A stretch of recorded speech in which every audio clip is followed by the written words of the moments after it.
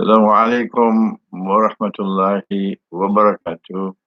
We begin with Allah's blessed name. We praise Him and we glorify Him as He ought to be praised and glorified.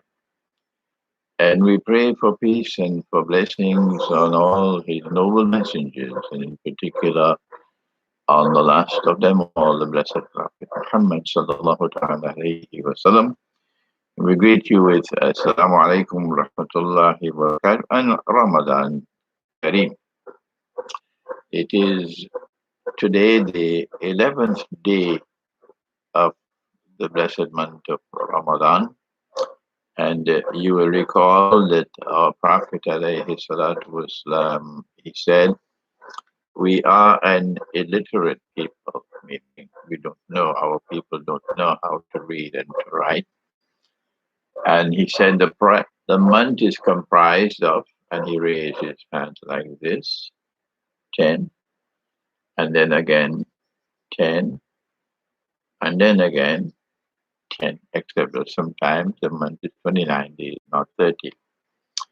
And so a month is comprised of three parts: the first one third, the second, and then the last.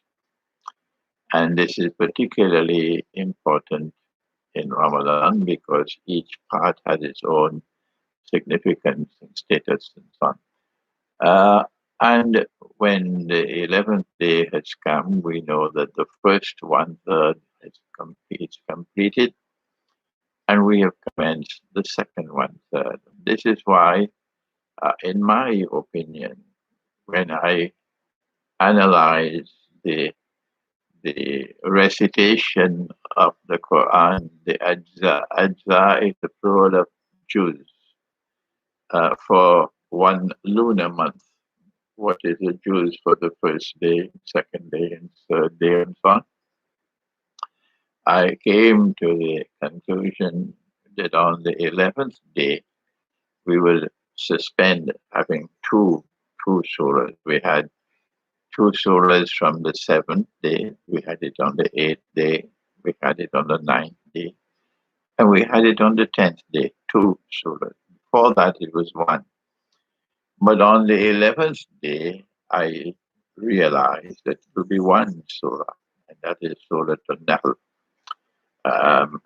I hope you have already recited your Surah Al-Nahl. Those of you who are far away from me, we're here in the Western Hemisphere, we have the same time frame with New York.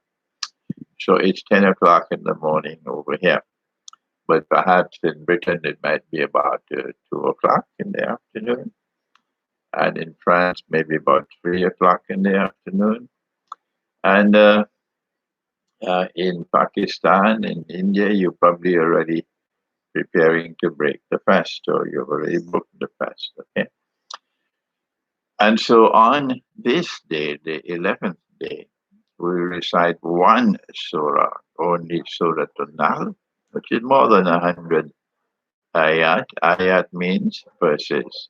So that on the 12th day, we'll be able to recite Surah Al-Kahf, Surah Al-Isra, and Surah Al-Kahf, because these two are like sisters, they're joined together. And you know the evidence. I don't have to repeat that to you. Now then, today we have a question and answer session, and I'm already seeing a lot of questions for today, but I have questions which were sent to me by email, and we have questions which are pending from before. So let's begin with Allah's blessed name. One question was just sent to me perhaps this morning.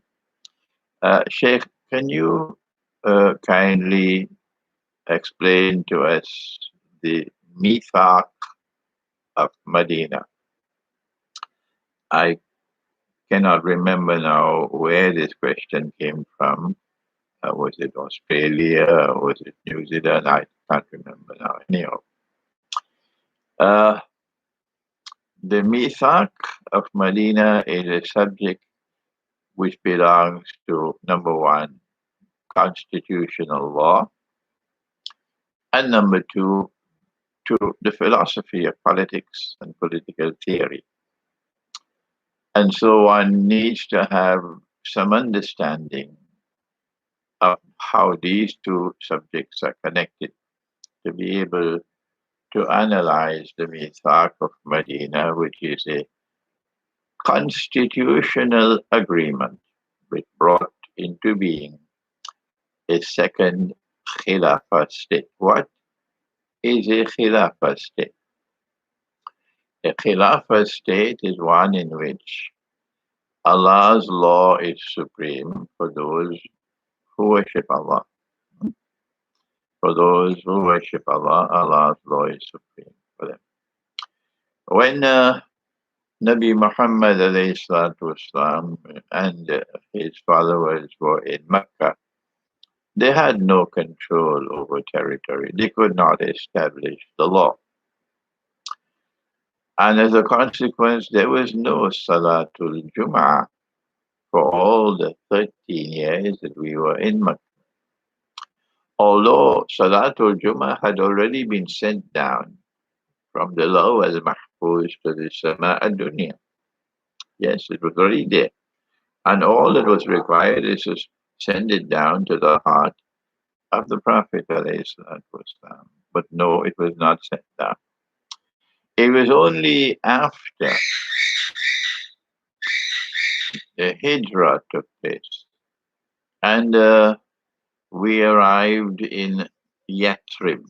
At that time, it was still called Yathrib. And subsequently, we chose to give it the name also, the second name of Medina. Medina to Nabi. Only when we arrived, in fact, before he arrived in Yathrib, Nabi Muhammad والسلام, stopped close to Yathrib. And over there, when he paused, it was the day of Jum'ah. And he instituted the Salatul Jum'ah for the first time when he arrived there. And therefore we get the principle that Salatul Jum'ah is permissible from the time you have the freedom to perform the Salatul Jum'ah, even if the state has not as yet been established. When the freedom is not there, then there is no Salatul Jum'ah. You do not change the law because freedom is compromised. No. When freedom is taken away from you to perform the Salatul Jum'ah in accordance with the law, the Sharia, then you suspend the Salatul Jum'ah until you recover the freedom. And when you recover the freedom to perform the Salatul Jum'ah as it ought to be performed, meaning there is no restriction on the number of people who can pray in Salatul Jum'ah, and you must stand side by side with no space in between. This is the law, and even a schoolboy knows that. Then you will restore the Salatul Jum'ah at that time when you have the freedom to do so. But when you no longer have the freedom, as we are now today in the world, which is a test, and how many have failed the test? It is so strange and baffling that people no longer think. They don't think. Even at the Kaaba, you see them standing 3 feet apart from each other in performing salat, and with restrictions on the number of people. No. And then from, I think it was Kuba, he stopped, the place just outside of Medina. And then when he arrived in Medina, Nabi Muhammad والسلام, then found in Medina not only a large community of Jews comprised of several Jewish tribes. I don't know, maybe about 30, 40 of them. The names are all there in the Mithaq of Medina, or the constitutional agreement, all the Jewish tribes. And they were fighting with each other. And then there were many Arab tribes. The Aus and the Khazraj were only two. And all of these Arab tribes were pagan. They worshipped the idols and so on. And there were the Muslims who had migrated from Mecca, who were called the Muhajirun. And then there were those in Medina, in Yathrib, who had taken the Shahada, and they were called the Ansar. Hmm? So he has a plural polity. You want to establish a state, but the people are not homogeneous. They are comprised of different tribes and different communities. And this is what Allah had said in the Quran in the Surah Al-Hujurat. بعد أعوذ بالله من الشيطان الرجيم يا أيها الناس إنا خلقناكم من ذكر وأنثى وجعلناكم شعوبا وقبائل لتعارفوا إن أكرمكم عند الله أتقاكم. Therefore, Allah has said in the Quran that He has created mankind in multiplicity, not homogeneity. We are different. We have different tribes and stuff. And this is what obtained in Medina. And Nabi Muhammad والسلام, has to use his political sense now. How do we bring these differing tribes, this diverse community, and 7 months, 7 months, not in a huge constitutional conference under one big roof with people talking and debating with each other to create a constitution. Not with one small clique of people, small group of people who then go into a conference in Britain and they establish the constitution. No, he didn't do it that way. There was no constitutional conference. What he did was to negotiate. I hope Egypt is listening, particularly that part of Egypt which still remembers President Morsi, rahimahullah, the Ikhwan al-Muslimun. What he did, are you listening, Ikhwan?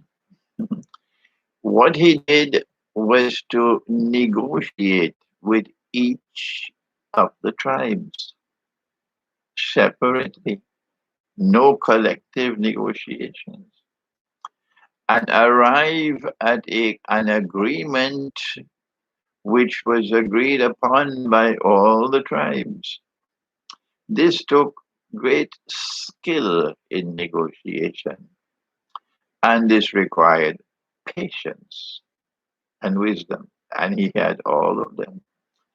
And it took him 7 months until they agreed upon the constitution. They didn't call it constitution, they just called Mithaq. And then the state came into being. And that state was not a Muslim state. It was not an Islamic state. No. Only one part of the state, namely that part which recognized Nabi Muhammad والسلام, as its Amir, its leader, its Rasul. That part was Islamic, was Muslim. And in the sense of establishing Allah's law, ruling on the basis of the truth which has come from Allah, that makes it a Khilafah state. So one part of the state was the Khilafah state. But the Khilafah state had the political wisdom to embrace those who were not Muslims in a plural model of a state. A plural model of a state. That's right. And this is precisely what should have been negotiated in India when the British said they were leaving.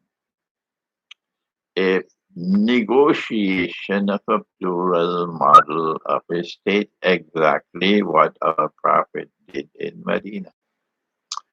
And there was a hint, perhaps, that the Khilafat movement, headed by Maulana Abdul Bari and with men like Shaukat Ali and Muhammad Ali Jawhar and Shoaib Qureshi and Suleiman Nadwi and son Mufti Kifayatullah, rahimahumullah, that they had a hint of what it could be. It was not clearly spelled out by them because they were still hooked on to the Khilafah state in Constantinople.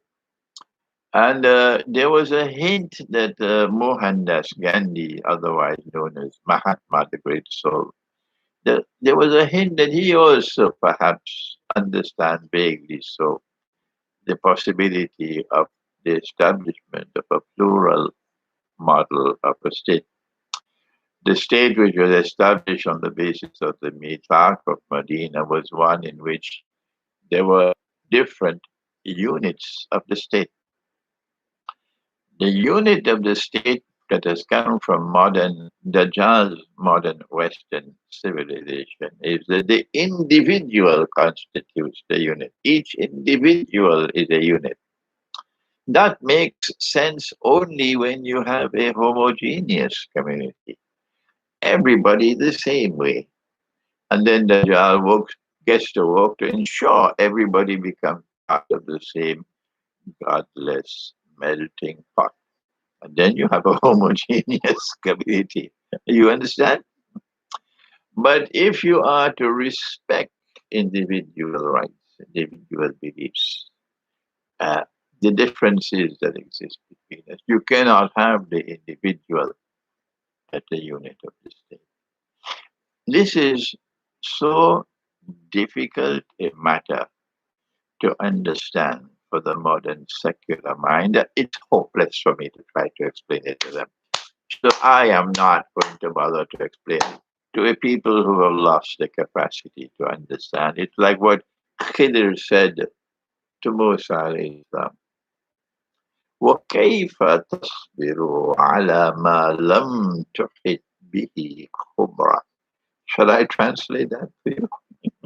I have said many times, if you come to my grave when Allah takes me away from this world, you come to my grave to pay respects, to offer a dua for me, and you see that it is not there, please make sure you put these two ayat of the Quran there. You don't have to put my name. إِنَّكَ لَن تَسْتَطِيعَ مَعِيَ صَبْرًا وَكَيْفَ تَصْبِرُ عَلَى مَا لَمْ تُحِطْ بِهِ خُبْرًا. You don't know what that means? Go to Surah Al-Kahf. Go to the encounter between Musa and Khidr alayhi salam, which we'll be teaching, I hope, tomorrow. And there you will find these two verses. So this is what it is, the problem. I'm not going to translate. No, I'm not going to translate.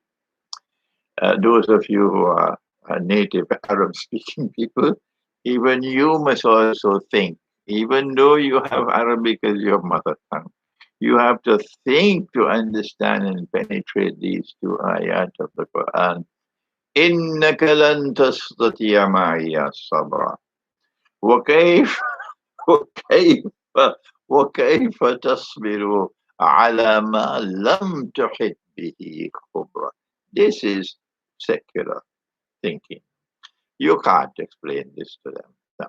That you can have a state, a model of a state, which is a plural model of a state, in which the unit of the state is not the individual. That's what Dajjal wants. Rather, the unit of the state will be the tribes and communities which Allah says He created. وَجَعَلْنَاكُمْ شُعُوبًا وَقَبَائِلَ, nations and tribes. I created you with diversity. The flowers in the garden don't all have the same color. No. It would be a monotonous garden if they all have the same color, even though it has its beauty. But there is more splendor in multiplicity. And so Allah has created in multiplicity لِتَعَارَفُوا, لِتَعَارَفُوا, that it should be a cause of splendor, of joy, and of further understanding and enlightenment. And you should be able to distinguish between each other. لِتَعَارَفُوا. And so this is the philosophy of the Mithaq of Medina, the establishment of a plural model of a state in which all the constituent units of the state would be the different communities, nations, tribes, religious communities, and so on. And they all have political equality, political equality between them. And it's a free movement in the state, free movement, everybody can travel. And all the communities have to join together in the defense of the state. The market is free for everybody. The market does not give any preference to the Hindu over the Muslim, or any preference to the Muslim over the Hindu. No, no, no. If the Hindu is a man, a businessman with honesty and integrity, and when he gives his word, he keeps his word. You do business with the Hindu businessman. That's right. Because a Muslim brother, he gives his word, he doesn't keep his word, and he rips you off when you take your car to his garage. Guess what he does? All you wanted was an oil change. And guess what you got? And that's what the Muslim does. This is not all Muslims and it is not all Hindus. I'm just giving you an example. So the market is free for everybody. No one has any privileged position in the market. And it must be a free and a fair market. If you plant, you reap. And if you don't plant, you don't reap. So the state does not intervene in the market, not at all. Prices are fixed by the market, not by the state. There is no price control. There is no minimum wage legislation at all. Wages are fixed by the market, the free and the fair market. You can't bring bogus money into a free and fair market. The paper money is bogus, but the Darul Uloom either doesn't. The Darul Uloom either doesn't know that, or is too scared to say that. Either one or the other. I don't know which one. So leave the Darul Uloom. They want to sleep. Let them sleep. You and I would know. A free and a fair market must be one in which you have valid money, not bogus money. If it's bogus money, it's not a fair market. And if you deny, you prevent real money from coming into the market, it's no longer a free market. I'm speaking with simplicity. And it should not be difficult for you to understand. This is what could have happened. Could have happened.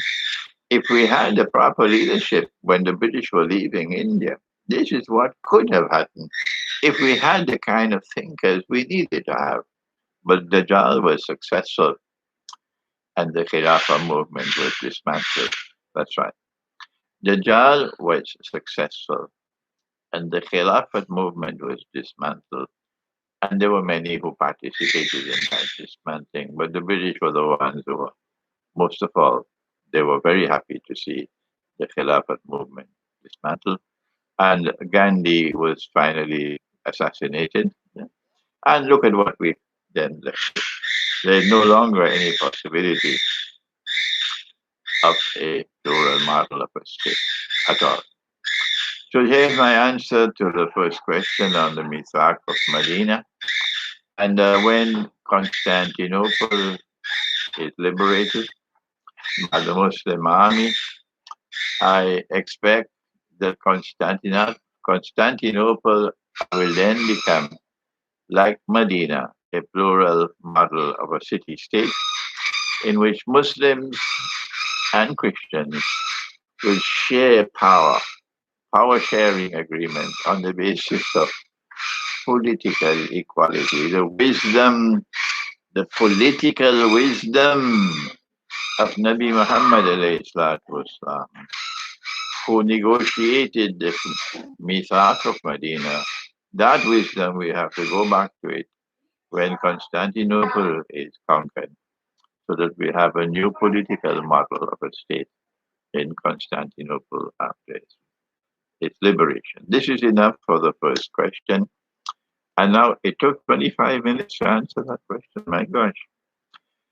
And now we go to a second question. I can't remember now who asked the question about the number of Dajjals that there will be.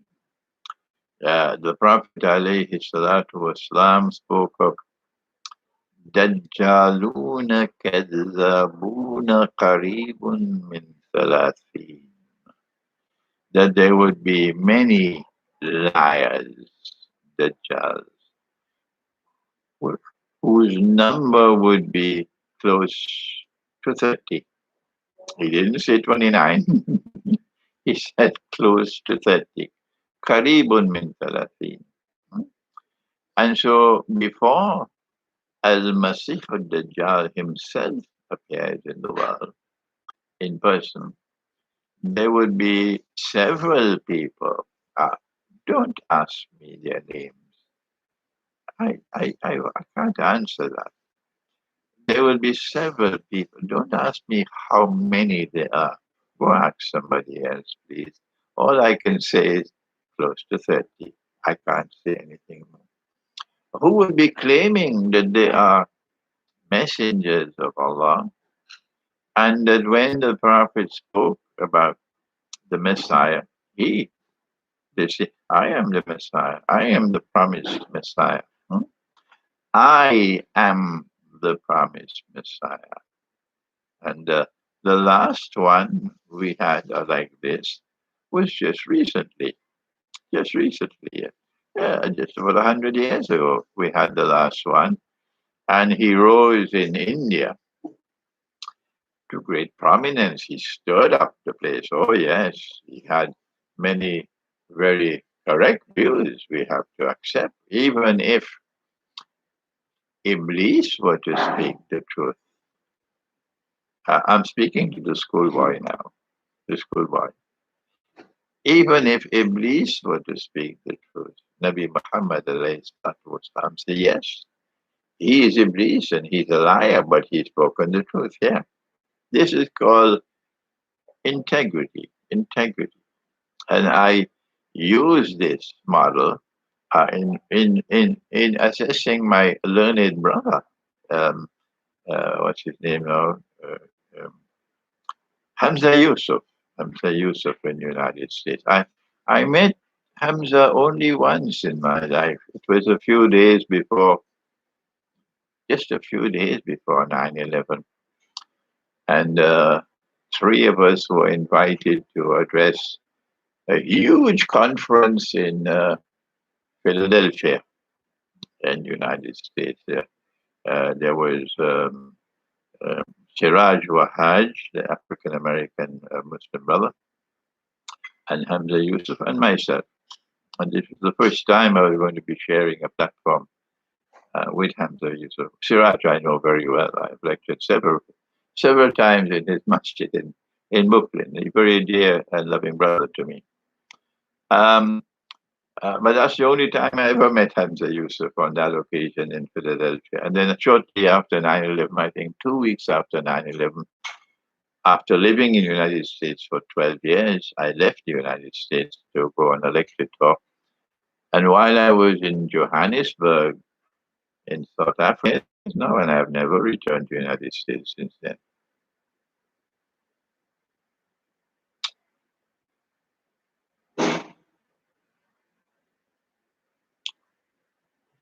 Seems as though we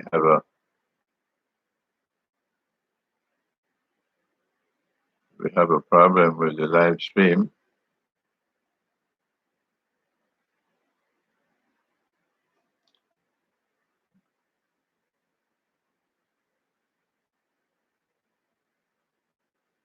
I don't know whether you're hearing me. All right, I'll just continue. I'll just continue. Um, I was speaking about Hamza Yusuf. He's a very brilliant man, a very in, great intuitive powers and great scholarship. And it is lacking in integrity if I do not commend when he speaks the truth, when he has right views on the Dajjal, for example. You must commend him. That's right. But at the same time, if he does something wrong, as he did at that time 20 years ago, when he responded to an invitation from George Bush and joined and gave some measure of legitimacy to his so-called war on terror, which was a war on Islam, but we can see it now from hindsight. And his strange relationship with the U.S. government and accepting the invitation to be an advisor and so on. I condemn that. And I don't need to speak any further on that. I do not want our people to have that kind of relationship with the U.S. government, which is the biggest oppressor in the world today, destroying the Palestinian people or Palestinian people who are Muslims and who are Christian. They are the closest to our hearts. That's right. And we will not betray them. We will not betray our brothers in Palestine ever. Even if millions and millions and millions of us have to die, we prefer to die than to give up the struggle for liberation from oppression in Palestine and in Kashmir. This is my profile. And this is the profile of those who listen to me and have confidence in me. So when someone speaks the truth, we commend him. And when he goes on the other side, we condemn him. This is the way we should respond to it. So here is the last Dajjal. Sorry, the, the last of the Dajjaluna Kadhabuna Karibun min Thalathin. He was Mirza Ghulam Ahmad. And he declared, this is what he said, that Jesus, Nabi Isa alayhi salam, died and was buried in Kashmir, similarly to what the US government said about how they disposed of Osama bin Laden. They said, we killed him and we threw his body in the sea and a big fish swallowed him, and that's the end of the story. So Mirza did it before that. Oh, he died and we went to Kashmir and we buried him in Kashmir, and that's the end of this. Very similar. The US government of Mirza Ghulam Ahmad. No, that's false. The Prophet said that in Akhir Zaman there will be great liars, so beware. That is false, and I have only pity for the endless numbers of African brothers of mine and sisters who have fallen into that trap and accepted this garbage. I have pity for you because you lost the capacity to think. If you don't want to think, you'll pay the price for it. So this man who declared that Nabi Isa alayhi salam is buried in a grave in Kashmir is not coming back. He says the prophecy relating to the return of the Messiah, because this is what Nabi Muhammad alayhi salam said. The Prophet said that the Messiah will return. He said that the Messiah will come down. كَيْفَ أَنْتُمْ إِذَا نَزَلَ عَلَيْكُمْ نُمَرْيَمْ وَإِمَامُكُمْ مِنْكُمْ.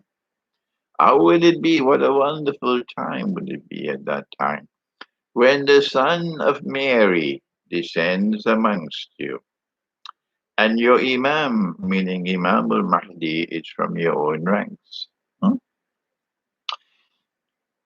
This is the Messiah, the son of Mary. Even the schoolboy knows that.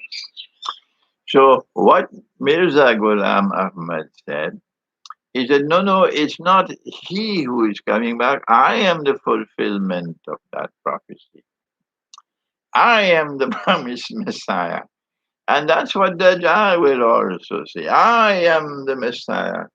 So this is the last of the Dajjaluna Kazzabuna Qaribun min Thalathin. I don't know if there's any more to come, but watch it. Watch it. When someone declares, I am the messenger of Allah, watch him. Let me repeat that. When someone declares, I am the messenger of Allah, watch him. This is the answer to the question about the uh, close to 30 antichrists, about Dajjals who will come into the world. Let's take another question now about China. And the Chinese have now established the crypto yuan, um, a cryptocurrency. And there are those who are asking me to comment on the crypto yuan. Let me first of all offer a gentle word to the schoolboy. Okay, that when you speak and say a good word about China, if China is doing something right, you are not wrong. If China does something wrong later on, oh, Sheikh, look at China do this, China do that. How can you praise China? The schoolboy. Ah, yes, the schoolboy. When will he grow up? China doing this, China doing that. And how can you praise China? Russia doing this, Russia. How can you praise Russia? The schoolboy, I don't know what to do with the schoolboy. So now, yes, the cryptocurrency is just like the paper money, like all electronic money. It's all bogus, all bogus. But your analysis has to concentrate on the mountain of gold. When looking at cryptocurrency, the mountain of gold. Secondly, your analysis has to concentrate on the master plan of Dajjal, that he wants to have one universal currency for all of mankind. And the cryptocurrency has emerged in this context to try to move, facilitate the passage from the monetary system now obtaining, in which governments control money, to a new monetary system in which you would relieve government of the control over money, take away that part of sovereignty, so that money will no longer be controlled by governments. Money will be created and money will be controlled by central banks. That's cryptocurrency. And it has already come to the world, and it has been in there for a few years now. So the Chinese are simply following what is already happening in the world. And yes, you don't have to remind me. I'm teaching you the subject, and then you come to teach me. The Chinese cryptocurrency, the Chinese crypto yuan, is part of the system of seeking to transform the monetary system from what now obtains to eventually one universal currency controlled by one central bank. Okay? So there's nothing more to say about that, other than to say, were you able to get out of government control? Yeah, you get an escape from government control. So, and the United States can no longer enforce monetary sanctions and so on when they no longer have control over money.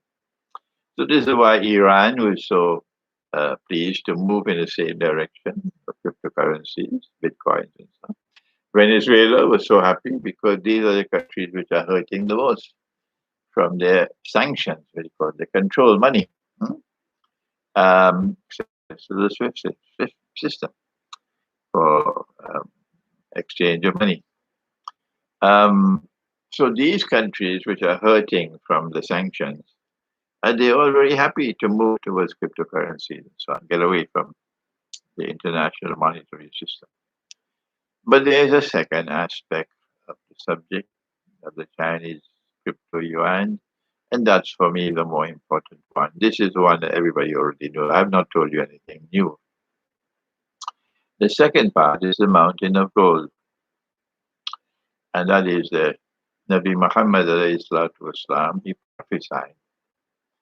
And I don't know if there's any other scholar who is teaching this subject. I don't know. I'm not aware.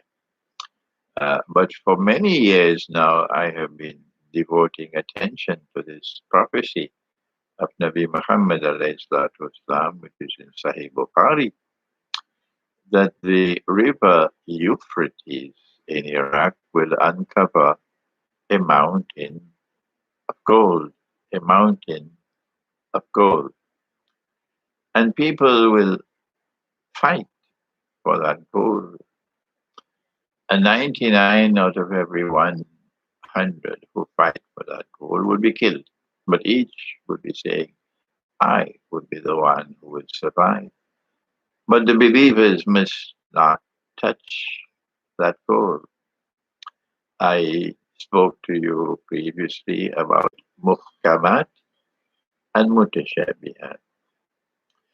This is in the Quran. Some of the verses of the Quran are muhkamat and some are mutashabihat. Some of the ahadith are muhkamat and some are mutashabihat. Do I have to again explain the meaning of these two terms, muhkamat and mutashabihat? Don't send me an email. Sheikh, what does it mean? Won't you do a little bit of homework before you send me an email? That I have to take time to answer you when you could do the homework yourself. Please have some pity on me. Now then, the Salafi methodology is that we have no authority to interpret in this age anything pertaining to the Quran and the Hadith. Only Allah and His Messenger and the Aslam had that authority, and now no one has that authority. So the Salafi and many others beside them are waiting for a mountain of the metal to come out from underneath the river. That's because they are imprisoned in that methodology. And I have advised them to find a comfortable sofa because they have a long wait for that mountain of the metal to come out of the river. I'm not laughing because I want to be disrespectful to them. It's just that God helps us laughing. Now then, we are of the view, those out there who are listening to me, and they're not just men, they're women as well. Both men and women, they're young men and young women as well, who are listening to me, and they have the intelligence. They can understand. Yes, they can understand. Alhamdulillah. And they understood long ago that this is mutashabihat. That no mountain of the metal is ever going to come out from underneath the river at all. That this has to be interpreted. I gave the interpretation many years ago. In 1973, in 1971, when Richard Nixon abandoned gold, um, international law made it obligatory for the United States to redeem US dollars for gold. Any central bank could come to the United States with US dollars and said, Uncle Sam, we want the gold. And he had to give the gold at what rate? $35 an ounce. In 1971, I had just graduated from the Ademia Institute of Islamic Studies in Pakistan. I graduated from Karachi University in 1970 with a master's degree in philosophy, and I graduated from the Alimi Institute in 1971. And my teacher, Maulana Fadlur Rahman Ansari, Rahimahullah, was very kind that he honored me. He really honored me by giving me the Ansari Gold Medal for High Merit when I graduated. So far, I'm the only student ever to have been awarded the Ansari Gold Medal for High Merit by that institute, the Alimi Institute of Islamic Studies in Pakistan.